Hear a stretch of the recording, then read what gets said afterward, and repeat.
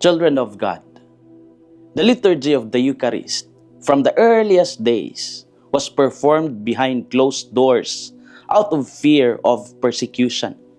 Christians lived in a time when gathering openly could lead to arrest or even death.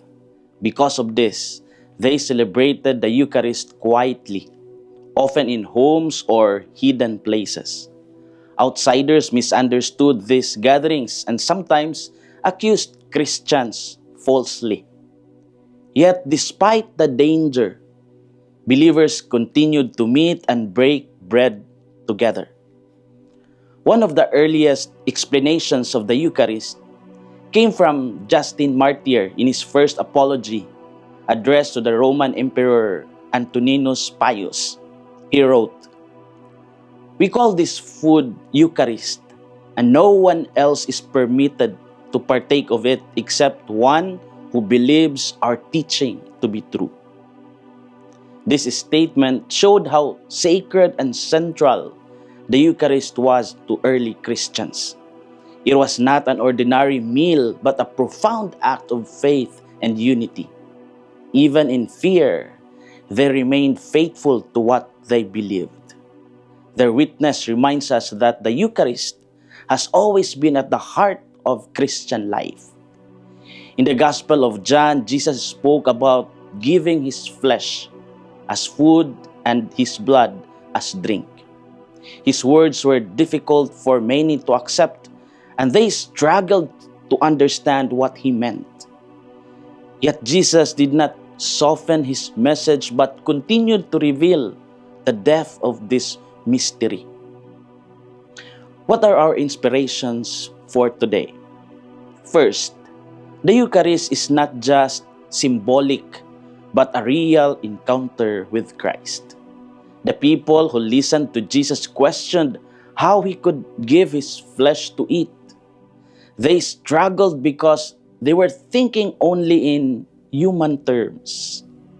The teaching challenged their understanding and required a deeper level of faith.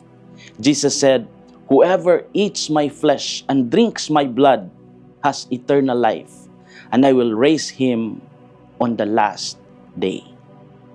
This made it clear that what He offered was not merely symbolic but a real participation in His life.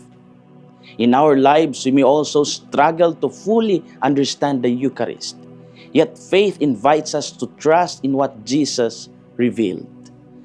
The Eucharist becomes a real encounter with Christ, nourishing us and strengthening us in ways beyond what we can see.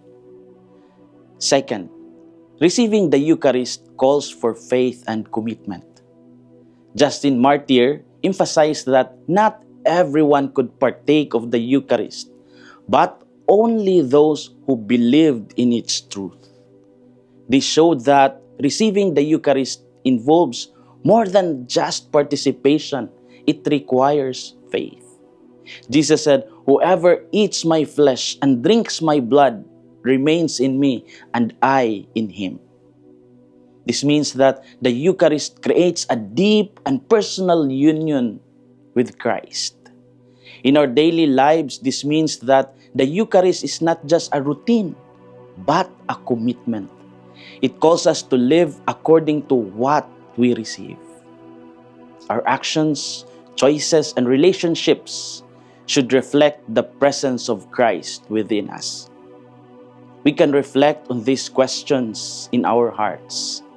Do we truly believe in the real presence of Christ in the Eucharist? How do I prepare myself to receive this sacred gift? And does my life reflect the union I share with Christ through the Eucharist? Children of God, the witness of the early Christians reminds us of the value of what we have today. They risked their lives to celebrate the Eucharist, while we often have easy access to it. Their faith challenges us to deepen our own. Each reception is a call to live what we believe, and in doing so, may we grow in our relationship with Christ, who gives Himself to us. completely. This is Father Felmar, SVD, your Good News caster from Radio Veritas Asia, the voice of Asian Christianity, and may the Almighty God bless you, the Father, the Son, and the Holy Spirit. Amen. Thank you for watching and listening. Stay inspired every day with our daily reflections. Be part of our growing online community of faith and inspiration. Don't miss a single reflection. Follow us on our social media platforms